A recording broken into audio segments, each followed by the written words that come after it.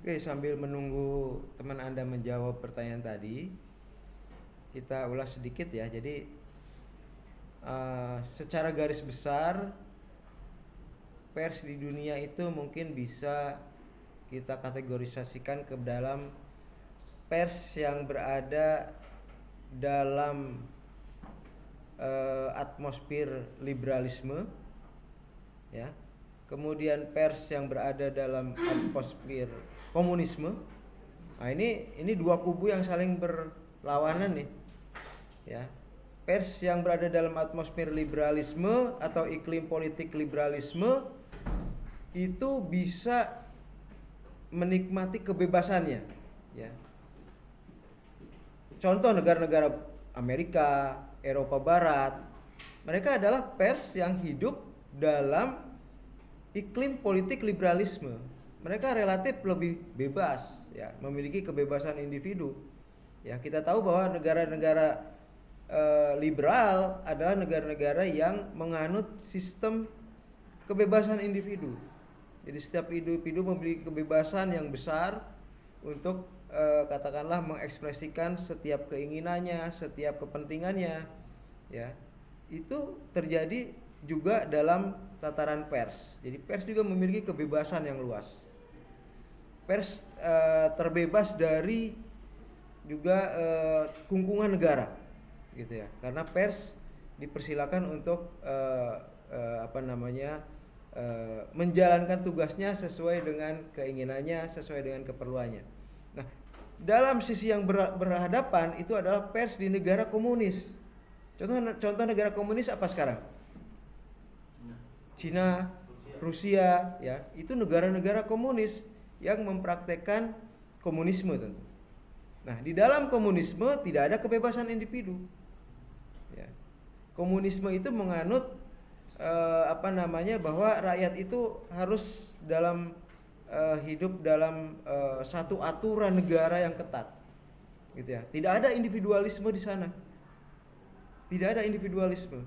Ya, yang ada adalah kolektivisme, kebersamaan. Itulah negara-negara yang menganut komunisme seperti Rusia terutama. Kalau China di tataran ekonomi memang sudah liberal. Karena itu individu di Cina itu sudah memiliki kebebasan untuk katakanlah menentukan kesejahteraan dirinya, ya. Di Cina itu bisa sekaya mungkin. Kita kenal misalnya orang-orang kaya Cina seperti siapa misalnya? Jack Ma. Ya, Anda tahu Jack Ma? Pemilik siapa? Alibaba, ya. Itu sudah menikmati kekayaannya sebagaimana halnya pengusaha di barat. Karena dalam sistem ekonomi Cina sudah menganut liberalisme, kebebasan, ya. Beda dengan Rusia misalnya. Rusia masih sepenuhnya menganut komunisme baik di tataran politik ataupun di tataran ekonomi, ya. Nah, kalau di barat secara politik dan secara ekonomi memang sudah bebas, ya. Di persnya juga menikmati kebebasan dalam liberalisme.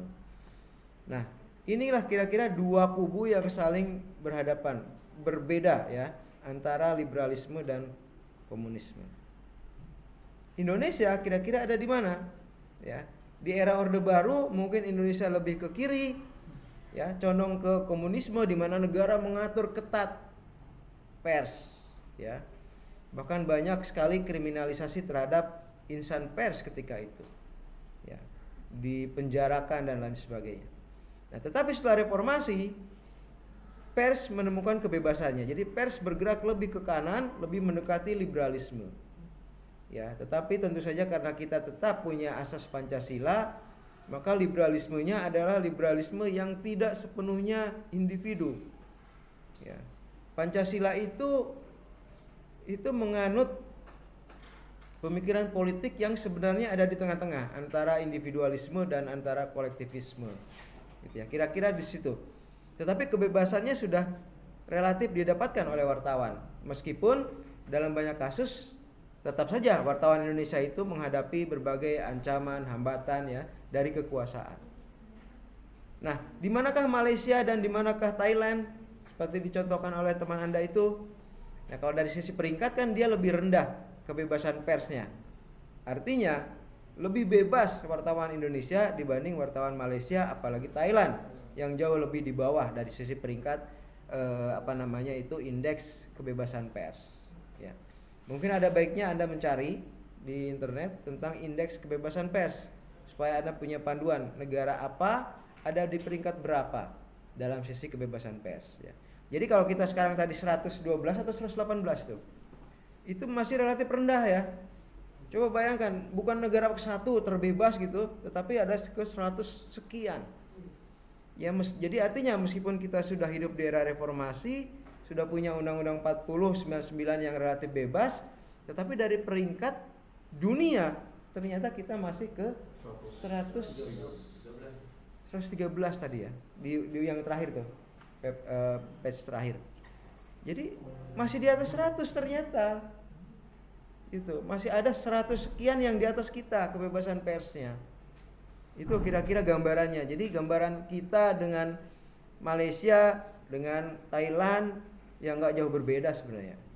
Peringkat 100-an. Artinya apa? Artinya masih dimungkinkan adanya tindakan represi terhadap wartawan. Masih dimungkinkan adanya penangkapan atau kriminalisasi terhadap wartawan. Baik di Indonesia, baik di Malaysia ataupun di Thailand. Ya. Peringkatnya ya nggak jauh berbeda. Nah, nanti kita akan coba cari contoh-contoh kasus yang masih dirasakan, yang masih dihadapi oleh wartawan-wartawan baik di Malaysia atau di Thailand, supaya kita tahu bahwa ternyata kedua negara itu juga belum sepenuhnya bebas. Ya, kerja-kerja wartawan itu masih terancam ya oleh represi dari penguasa, dari negara. Oke, itu saya kira sebagai tambahannya.